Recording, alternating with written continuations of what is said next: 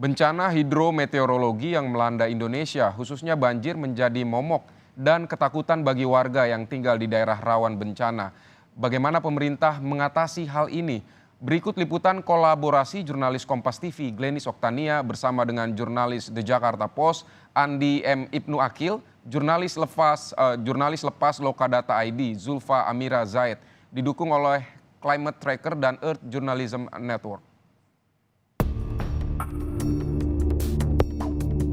Badan Nasional Penanggulangan Bencana atau BNPB mengungkapkan telah terjadi 228 bencana hidrometeorologi di Indonesia sepanjang September 2022. Dalam hal mitigasi, pemerintah pusat dan daerah perlu bersinergi agar dapat meminimalisir dampaknya. Secara nasional di bulan September itu ada 228 kejadian.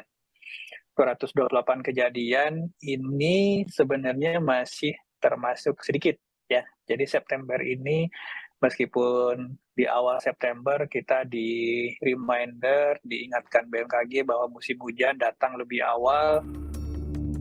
Beberapa provinsi yang rawan diterpa bencana hidrometeorologi diantaranya Pulau Sumatera, khususnya Aceh, Sumatera Barat, Sumatera Selatan, dan Sumatera Utara. Bencananya masih didominasi banjir, banjir bandang, karhutla, dan tanah longsor. Sementara di Pulau Jawa, bencana terjadi di Provinsi Jawa Barat, Jawa Tengah, dan Jawa Timur. Provinsi Jawa Barat masih menduduki wilayah tertinggi daerah rawan bencana. Ahli hidrometeorologi Edwin Adrian menjelaskan, cuaca di Indonesia agak basah akibat dampak fenomena La Nina. Pesisir utara Jawa mengalami cuaca basah membawa resiko bencana banjir seperti banjir lokal, banjir dari hulu sungai maupun banjirop. Kan sistem prediksi untuk iklim itu paling bagus ke depan. Biasanya kalau kita tahu El Nino atau La Nina itu datang sebelumnya, itu minimal bisa kita lakukan sesuatu. Di Indonesia itu memang yang paling utama tuh selain pemanasan global, nomor 2-nya adalah El Nino La Nina. Itu yang menjadi momok untuk bencana hidrometeorologi di Indonesia.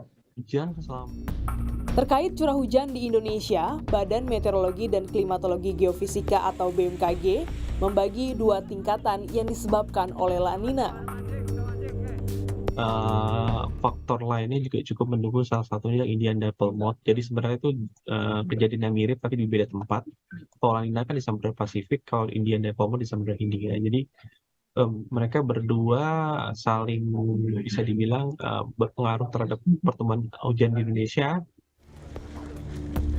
Untuk bisa menanggulangi bencana hidrometeorologi ini, diperlukan pembagian tugas antara pemerintah pusat dan daerah. Permendagri nomor 101 tahun 2018 telah mengatur standar teknis pelayanan dasar pada standar pelayanan minimal suburusan bencana daerah kabupaten kota.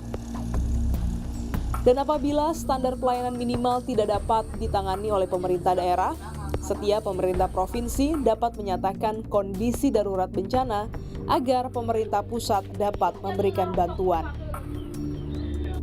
Sementara, Badan Perencanaan Pembangunan Nasional atau Bappenas telah menyusun Rencana Pembangunan Jangka Menengah Nasional atau RPJMN dengan potensi kerugian mencapai 544 triliun rupiah. Dalam hal penanggulangan bencana, Indonesia masih terkendala dengan anggaran. Ya sudah pasti lah, keterbatasan fiskal sudah pasti. Ya kalau kita tadi kalau mau ideal, ya tentunya ya hampir 100 triliunan itu harus tersedia. Ya, tapi kan ya kita sebenarnya juga memahami lah ya keterbatasan fiskal kita, sehingga ya tadi tahun lalu saja, tahun 2020 saja itu hanya sekitar 9,68 triliun yang bisa kita alokasikan. Peneliti Manajemen Research Unit Center for Strategic and International Studies CSIS Indonesia, Habib Zahwan, menilai pemerintah masih lebih mengutamakan mitigasi iklim daripada adaptasi iklim dalam kebijakan mitigasi kebencanaannya.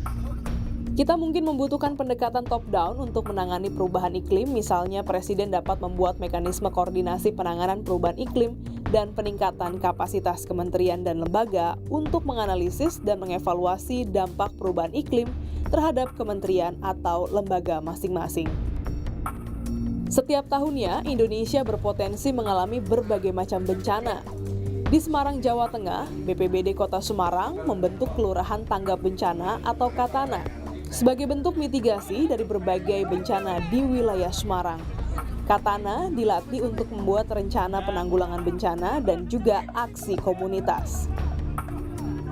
Kebetulan di wilayah tempat juga ada relawan-relawan yang ada namanya KSB dan ada namanya Katana. KSB itu Kelurahan Siaga Bencana yang merupakan inovasi dari pemerintah Kota Semarang. Dan apabila mereka nanti sudah memenuhi kriteria dan terkait dengan keilmuan yang mereka punya sudah meningkat, nanti akan kita tingkatkan menjadi Kelurahan Tangguh Bencana.